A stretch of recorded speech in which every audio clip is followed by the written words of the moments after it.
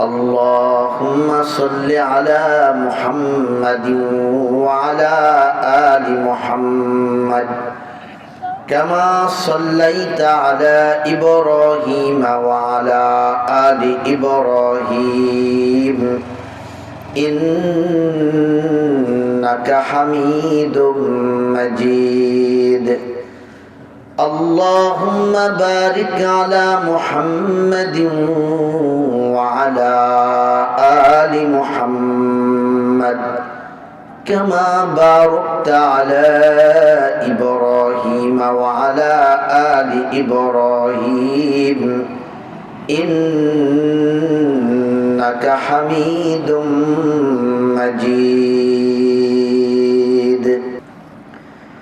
यहाँ हम सब मुसाफिर है वही आखिर ठिकाना यहाँ हम सब मुसाफिर है वही आखिर ठिकाना कोई आगे रवाना तो कोई पीछे रवाना कोई आगे रवाना तो कोई पीछे रवाना मुसाफिर हर कुजा बाशद वतन रायद मीदारात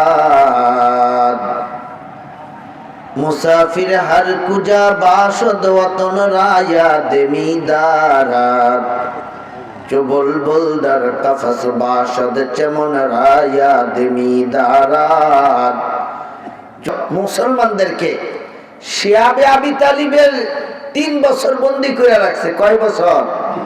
সেখান থেকে বাইর হইতে দেয় না, সেখানে কোনো আত্মীয় স্বজন যায় দেখা করতে দেয় না, বাহির থেকে কোনো ব্যবসায়ী কাফেলাকে তাদের কাছে কিছু বিক্রি করতে দেয় না এবং তাদের কোনো মালামাল ক্রয় করতে দেয় না।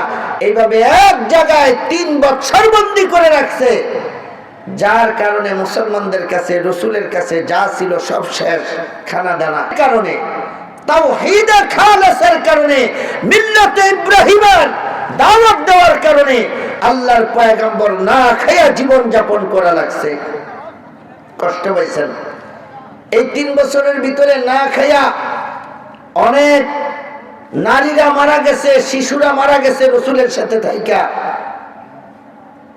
বাহির থেকে কোন আত্মীয় স্বজনকে সেখানে কিছু দিন আল্লাহর রাসূলের বিবি খাদিজা রাদিয়াল্লাহু তাআলা আনহা ইনার ভাইয়ের ছেলে ভাইফুত খাদিজা রাদিয়াল্লাহু তাআলা আনহা রাসূলের সাথে সেখানে বন্দী ছিলেন। তো ভাইয়ের ছেলে ভাতিজায় গোলামের মাথায় করে 1 বস্তা খাদ্য সেখানে শিয়াবে আবি তালিবে ওনার ফুফুর জন্য আমাদের নবীজির একমাত্র বিবি খাদিজা রাদিয়াল্লাহু তাআলা আনহার জন্য নিয়ে যায়। আবু জাহেল রাস্তায় এইটাও বাধা দিচ্ছে, বলে যে না, একটা শস্য দানাও সেখানে পৌঁছতে দেওয়া হবে না। এইভাবে কষ্ট দিছে। 3 বছর পরে আল্লাহর রাসূল সেখান থেকে মুক্তি পাইছেন, আল্লাহ তাআলা মুক্তির ব্যবস্থা করেছেন। যাই 3 বছর পরে সেখান থেকে মুক্তি পাইছেন, দুঃখ দুর্দশা কষ্ট থেকে একটু পরিত্রাণ পাইছেন। বের হওয়ার সাথে সাথে 3 মাসের মাথায় আল্লাহ রাসূলের চাচা আবু তালেব তিনিও মারা গেছেন। যে চাচা আবু তালেব আল্লাহ রাসূলকে আগলায় রাখতেন, বিপদে আপদে রাসূলের পাশে দাঁড়াইতেন, যে চাচার কারণে রাসূলের গায়ে কেউ হাত দিতে পারে নাই।